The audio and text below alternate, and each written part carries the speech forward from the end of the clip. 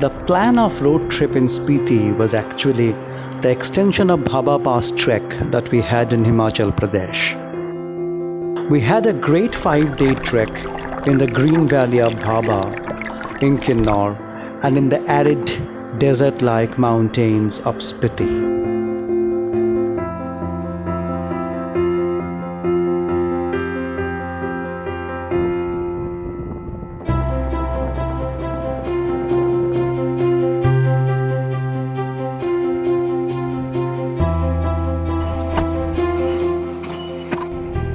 Davaji was waiting with the car to take us to Dhankar, our first night in Spiti. Dhankar offered us the comforts of homestay after 5 nights of camping during the trek.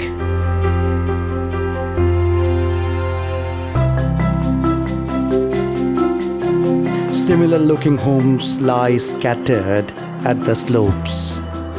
Green patches of terrace cultivation appeared pretty small in compare to the vast brown and grey mountains.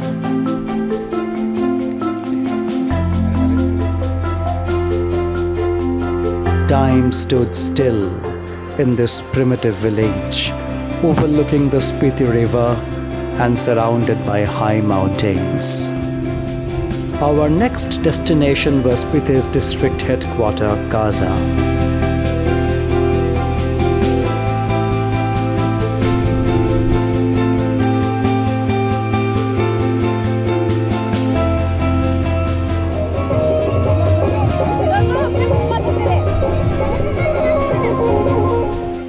The next day, Davaji arranged a day trip to the villages around Gaza. A visit to the villages like Hikim, Langza and Komik are the usual sightseeing destinations for all who come there.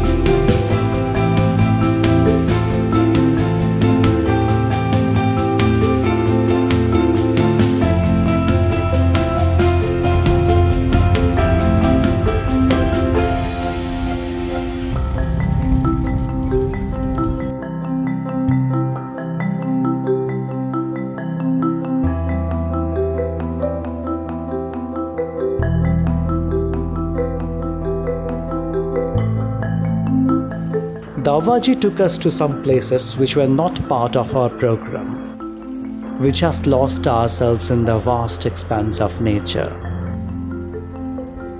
We got down in the highway, looked up as far as eyes could reach, and started a little conversation amongst ourselves. The wide valley in which Spiti River was looking like a glistening silver was flanked in both sides with the brown mountains, the distant villages, the wide stream, the barren rocky slopes, and a bunch of mountain lovers.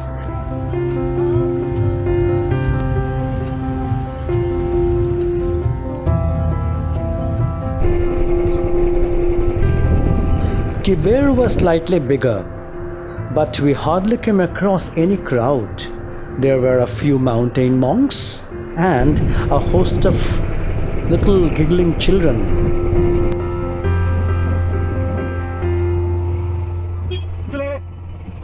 Manu had a field day, hired in a bike from Gaza.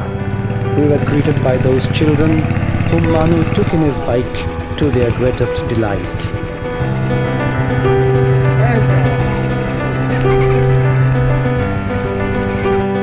Finally, we went to Key Monastery when the daylight was gradually fading. It was a mystic silence reigning all over.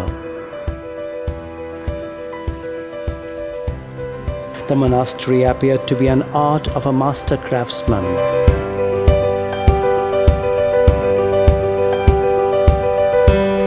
Sometime after, Davaji took us to a hilltop, from where we got this fascinating view of Key Monastery.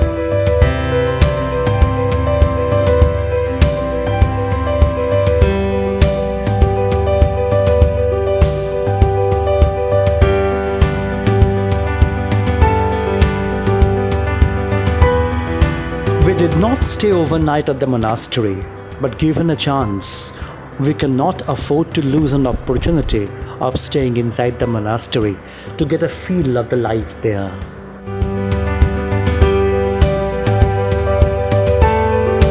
We had some lazy time watching the young monks play cricket and have a delicious Pythian food at the canteen of the monastery.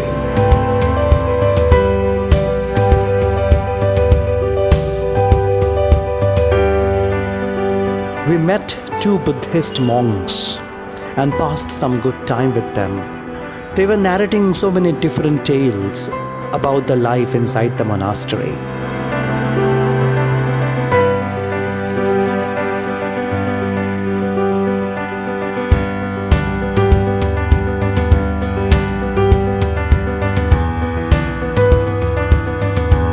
The majestic Himalayas were looking absolutely stunning and awe-inspiring at the changing colors of the dusk.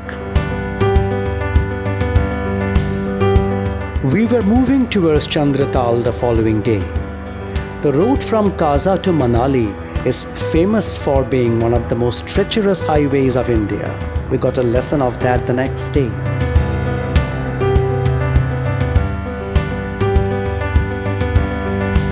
Often we got down from the car, moved straight into the fields of peas, talked to the villagers who were farming, bought bags full of peas, and even picked a fresh peas to take right there.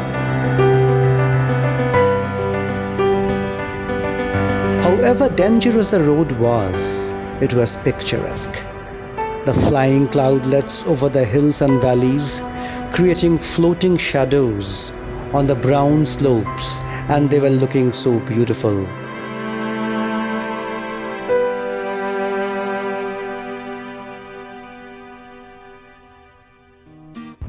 Kunzum Pass remains closed in most of the time of the year, blocking the traffic from Kaza to Manali. For 3 to 4 months only, it is kept open for the cars to move.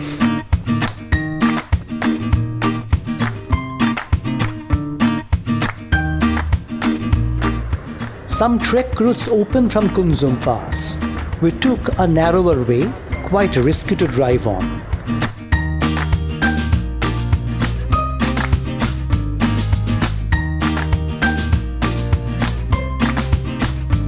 The accommodation was basic, but perfect for the adventurous souls like us to stay in the lap of nature for a night. The campsite is around 45 minutes off from the main lake. We came across the temporary settlements of local nomads.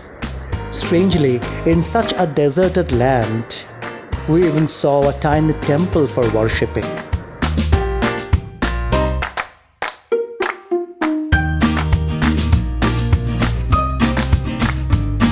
Just walking around the lake, looking at the still reflection of the pastel shades of mountains on the lake's water, the snowy peaks around, the tender yellow flowers gently fluttering in breeze, they take our mind away.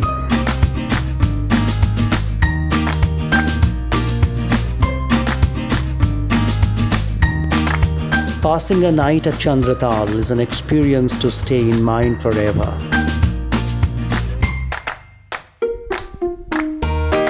I realized happiness is little bubbles, delightful and inevitably fleeting.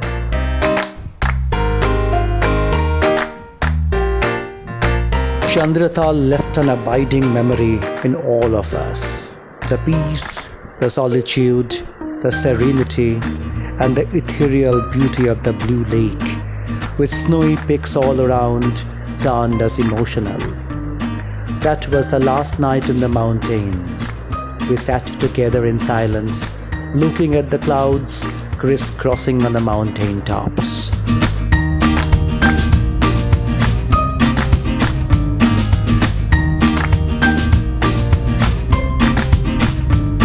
The last day's journey would stay with us for more reasons than one. This highway could actually be a little better than rubbles on stones.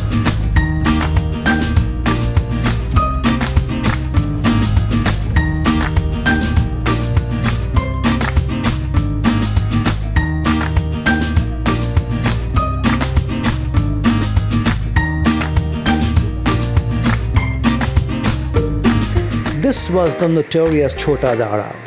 Davaji told us of this place where getting stalled in the roads is almost quite normal. In fact, there were several places where we had to get down and clear the boulders with our hands to find the way.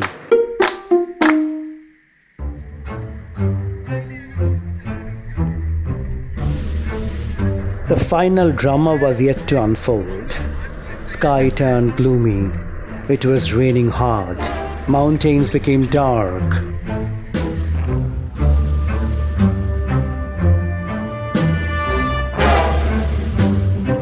Nature gave us an experience that will stay till our end.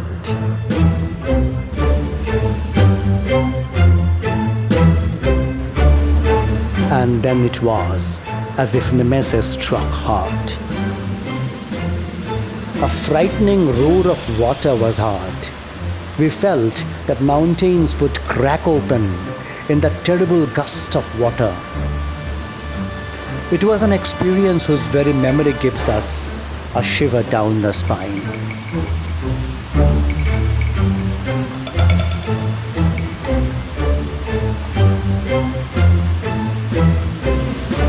We were looking at the pitch black muddy water that was gorging out of the cracks of mountains with tremendous force.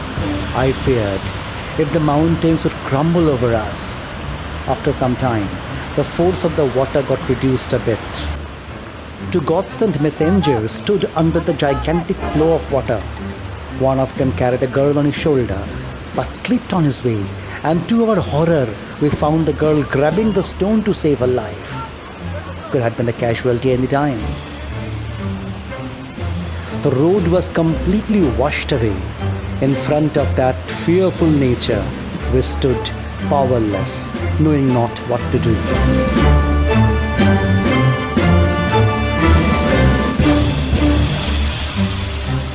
We had our heart in our mouth. When we could finally cross, we hugged one another. It was as if a life given to us once more.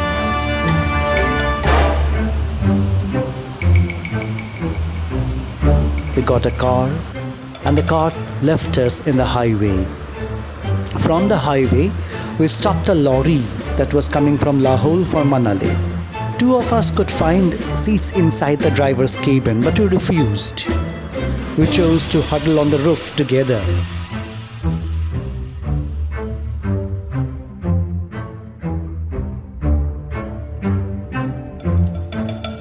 Our socks and shoes were all wet, and we were shivering in cold in the notorious wind of Rotan Pass. But still, we had fun of our life. When we were looking at the rain clouds passing through the blue sky and the green hills holding us in supreme affection, we felt this life is worth living. Nature has many shapes, many sounds, but at the end of the day, nature is peaceful. Nature is so kind and so loving.